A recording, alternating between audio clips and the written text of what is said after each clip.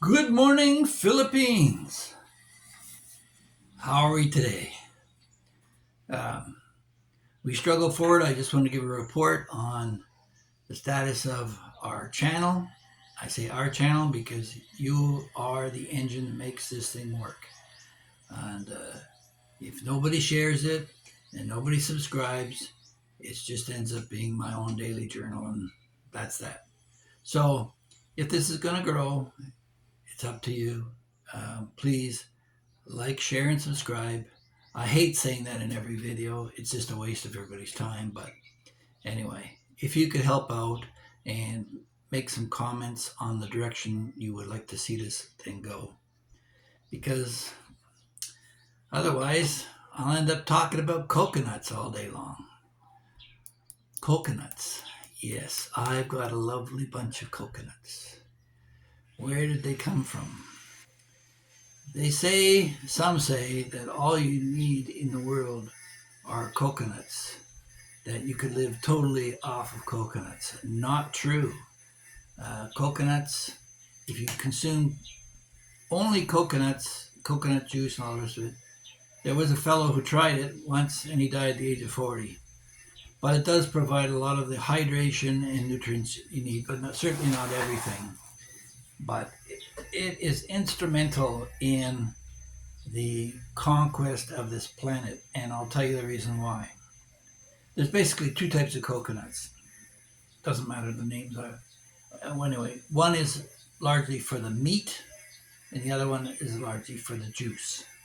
So, depending on what type you're looking at, but the ones that have the juice generally float better, and they'll float for up to 7 weeks on the ocean. So, what that means, that's 7 weeks. They'll still float beyond that, but they won't grow after that. They like the salt to stimulate their growth. And when they come to shore and land on a sandy beach, maybe at high tide, they'll root in and they'll start growing there. And they'll grow anywhere from 27 degrees north to 27 degrees south off the equator. And so there's a band around the planet that has been established with coconuts. The interesting thing about America is that you have one type of coconut on the west coast and another type of coconut on the east coast, simply because of how they got there. But that's not to say that people haven't since introduced the alternate one to the alternate coast. You can certainly drive to California with a California coconut plant, one in Florida. But um, moving beyond the geography of it, let's talk about how it got there. Because coconut juice, you can drink that. A lot of seafarers, it was like manna from heaven when you're floating on an ocean and you come across a coconut in the middle of the ocean floating. It could save your life. And so it was for the Australasians that traveled throughout the Pacific. They use this basically as your water canteen. Pile in a bunch of coconuts. And the coconut tree, it's not just about the nuts. It has so many variants and uses. The coconut fiber is used for rope and on a lot of sea vessels. The boats around Yemen, there's not a nail in the boat. It's all tied together with coconut fiber. Um, yeah, both Yemen and Oman. So the wood, it's as good as any other timber you can get. The leaves, they weave that, attach it into roofs, into walls, and the rest of it. The shells themselves, they use them for ladles and scrap. But one of the important features of the coconut is the fact that you can make buko juice um, or vinegar out of the coconut, which allows for the preservation of meats on long voyages. If you're traveling from, say, here to Guam or Fiji or beyond, you're traveling from island to island. So if you come across an ocean along the waves and maybe the odd sea turtle, you could migrate all the way to North America. And that's probably what happened and what they settled throughout the Pacific. And some claim that the Philippines is actually the original Garden of Eden, that the coconut originated from there.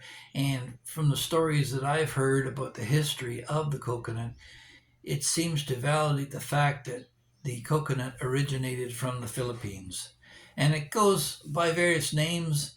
In Visaya, they call it lupi, and in Tagalog, they call it buko, and the in a lot of places, the original name was referred to as nu, N-U-I, um, throughout the Indo-Pacific.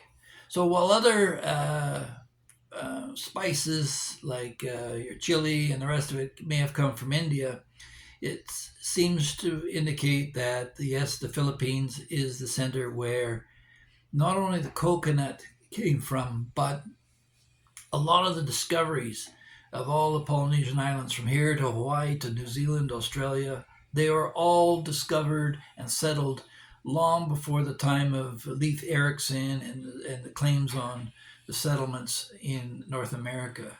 In fact, there's claims that the ancient Chinese and Australasians traveled to the west coast of North America uh, centuries before that, and I guess the genetic record will eventually prove that.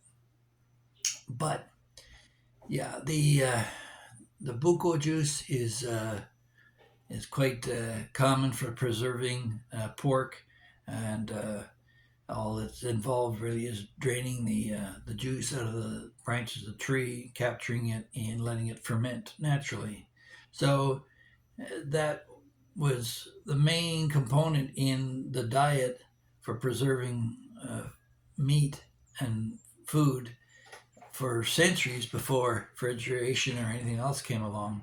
So you'll see that in the Philippine diet, where they'll incorporate uh, the vinegar into a lot of their recipes and their preserves. So um, what else?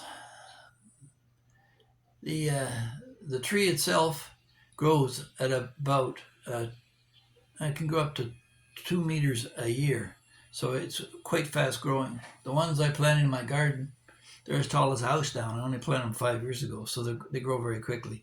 They start bearing fruit in about 4 to 5 years, and about 30 to 40 coconuts, and it'll go above 100 once a year. So, yeah, and the the fact that the it's a natural occurring fruit or nut.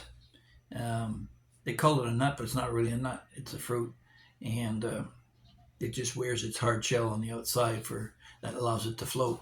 But um, the fact that it's naturally occurring here in the tropics is probably in large part why the civilization here was probably a lot more laid back, because if you imagine yourself a Filipino living on a little island, and you can climb a buko tree and pick your buko fruit or lupi, depending on where you are, and go down and just walk along the beach and pick up clams and things like that. You never have to really find any serious need to hunt. And certainly there aren't a great deal of predators here in the Philippines. There's no grizzly bears or anything like that.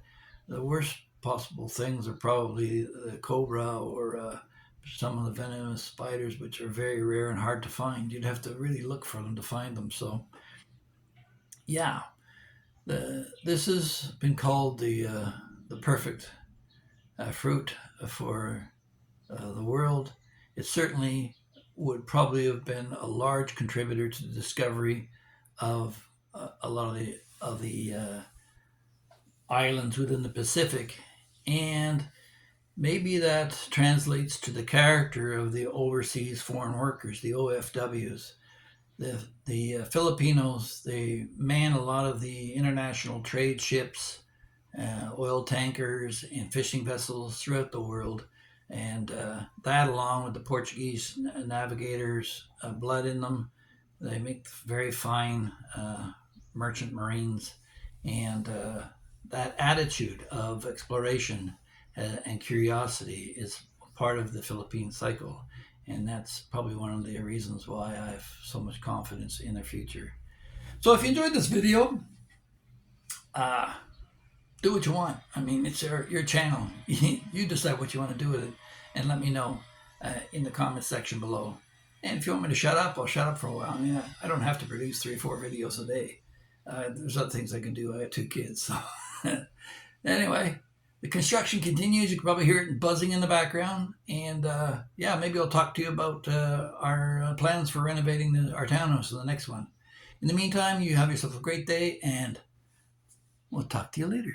Bye-bye.